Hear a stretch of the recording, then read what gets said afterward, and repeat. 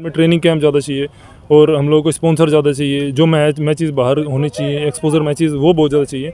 उसी से एक प्लेयर को एक्सपीरियंस मिलता है मैच में खेलने का। अभी हम लोग जाते हैं डायरेक्ट कंपटीशन में खेलते हैं तो उसके लिए एक्सपीरियंस की कमी पड़ जाती है। वही 2-4 पॉइंट वही एक्सपीरियंस वहीं पे कम पड़ जाता है और वही हमें लॉस होता है। इंडियन टीम में टैलेंट की कोई कमी नहीं है, हाइट की कोई कमी नहीं है, लेकिन एक्सपोजर मैचेस हम लोगों को ज़्यादा चाहिए। अगर मैं विश्व की बात करूं तो अमेरिका, ब्राज़ील, रूस जैसे देश सामने आते हैं या मैं कहूं खेलते हैं। एशियाई खेलों में भारतीय टीम का आपने प्रतिनिधित्व भी किया है, कप्तान भी रहे हैं। अब कैसा देख पाते हैं, बहुत बड़ा कुनबा है भारत का, लेकिन खिलाड़ी जितने समय से आप खेल रहे हैं क्या कहेंगे? मेरे हिसाब से तो प्लेयर बहुत अच्छे हैं इंडिया में, जितने टाइम से मैं खेल रहा हूँ। और मैं खुद भी बोल रहा हूँ कि इस बार हम लोग जापान को मार सकते थे। एशियन चैंपियनशिप में हम लोग चाइना से क्लोज मैच में 5 सेट में आ रहे हैं। मतलब टैलेंट की कोई कमी नहीं है इसका मतलब। लेकिन वही है, एक्सपोजर मैच अगर हम लोग साल में हमको 10 मैच या 15 मैच खेलने को मिलेंगे तो डेफिनेटली हम लोग उन लोगों को बीट कर देंगे। जब अभी स्पोर्ट्समैन की वैकेंसी आई है, जैसे पुलिस टीम में वैकेंसी आई है, तो बीच में काफ़ी साल वैकेंसी नहीं आई थी। रेलवे में वैकेंसी है, लेकिन अच्छा स्पोर्ट्समैन को अच्छी जॉब भी चाहिए, तो उस टाइम ओएनजीसी से ऑफर आ रहा था तो वहाँ पे चले गए। और यूपी के बहुत खिलाड़ी हैं जो ऐसे अलग अलग स्टेट में अच्छे डिपार्टमेंट में हैं, और इसीलिए थोड़ा यूपी का वॉलीबॉल उस लेवल पे, नेशनल लेवल पे थोड़ा डाउन हो जाता है। अगर मैं विनीत जी पूछूं, 1986 का वो दौर जब एशियाई खेलों में भारत ने कांस्य पदक जीता था, उसके बाद आपने भी वहाँ पार्टिसिपेट किया। मुझे याद है क्वार्टर फाइनल में आपकी टीम पराजित हुई थी। ऐसा लोगों को ये उम्मीद था कि एक बार हो सकता है एक पदक हमारा पक्का हो। क्या कसर रही और कैसा लगता है उसको याद करके?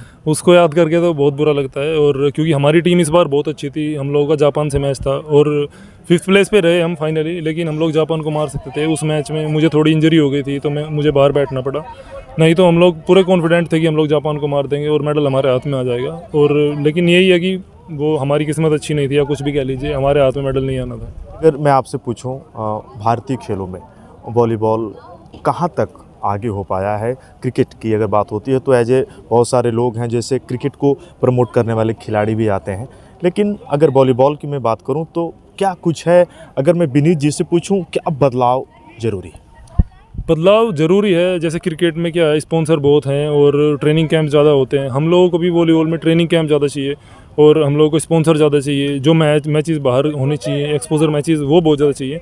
उसी से एक प्लेयर को एक्सपीरियंस मिलता है मैच में खेलने का। अभी हम लोग जाते हैं डायरेक्ट कंपटीशन में खेलते हैं तो उसके लिए एक्सपीरियंस की कमी पड़ जाती है। वही 2-4 पॉइंट वही एक्सपीरियंस वहीं पे कम पड़ जाता है और वही हमें लॉस होता है। इंडियन टीम में टैलेंट की कोई कमी नहीं है, हाइट की कोई कमी नहीं है, लेकिन एक्सपोजर मैचेस हम लोगों को ज़्यादा चाहिए। अगर मैं विश्व की बात करूं तो अमेरिका, ब्राज़ील, रूस जैसे देश सामने आते हैं या मैं कहूं खेलते हैं। एशियाई खेलों में भारतीय टीम का आपने प्रतिनिधित्व भी किया है, कप्तान भी रहे हैं।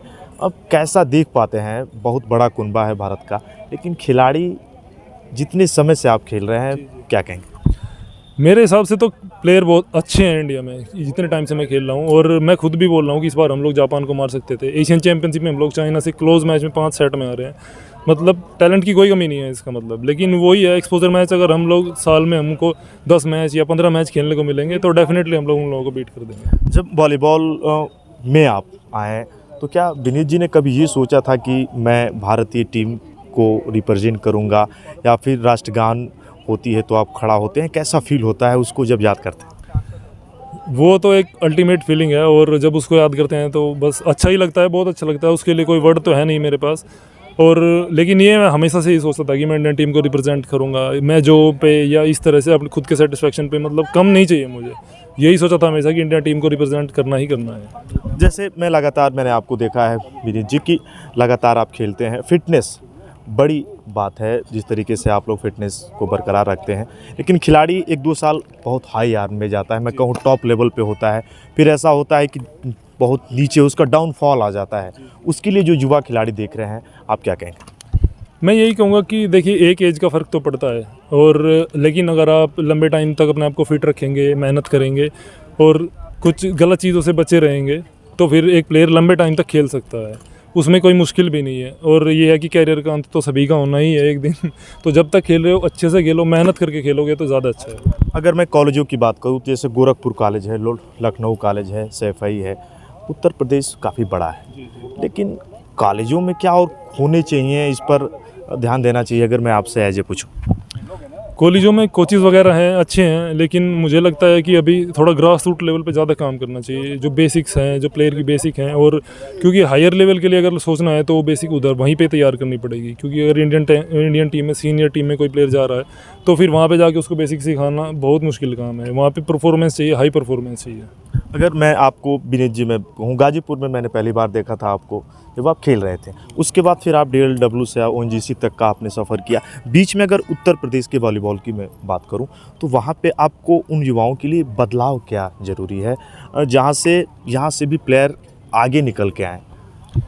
बदलाव एक तो ये ज़रूरी है कि यूपी में अच्छी जॉब चाहिए, क्योंकि अच्छी जॉब प्लेयर को मिलेगी तो वो रुकेगा, नहीं तो उसको अदर स्टेट में अच्छी जॉब मिलेगी तो वो जाएगा, डेफिनेटली जाएगा। उससे क्या होता है कि जो टीम है, सीनियर टीम है यूपी की, उस पर फ़र्क पड़ता है, क्योंकि अच्छा प्लेयर एक चला गया है आपका। तो यहाँ पे अच्छी जॉब क्रिएट करनी पड़ेगी। हालांकि अभी कर रहे हैं, योगी जी बहुत अच्छा काम कर रहे हैं अभी स्पोर्ट्स के लिए, और एक ग्रास रूट लेवल पर ज़्यादा काम करना पड़ेगा और बच्चों को तैयार करना पड़ेगा, कॉन्फिडेंस देना पड़ेगा उनको, तभी टीम अच्छी हो सकती है। अगर मैं कहूँ जैसे फुटबॉल में बैचिंग भूटिया है, क्रिकेट में सचिन तेंदुलकर हैं, शतरंज में विश्वनाथन आनंद है, अगर मौका मिला विनीत भाई को वॉलीबॉल में, तो उत्तर प्रदेश के लिए मैं जब लोगों से बात करता हूँ तो मन में एक है कसक कि यार जब आए उत्तर प्रदेश में कुछ करें, ऐसा सपना आपने कभी? ऐसा सपना है मेरा, और मैं खुद की अकेडमी भी खोलना चाहता हूँ। और थैंक यू सो मच।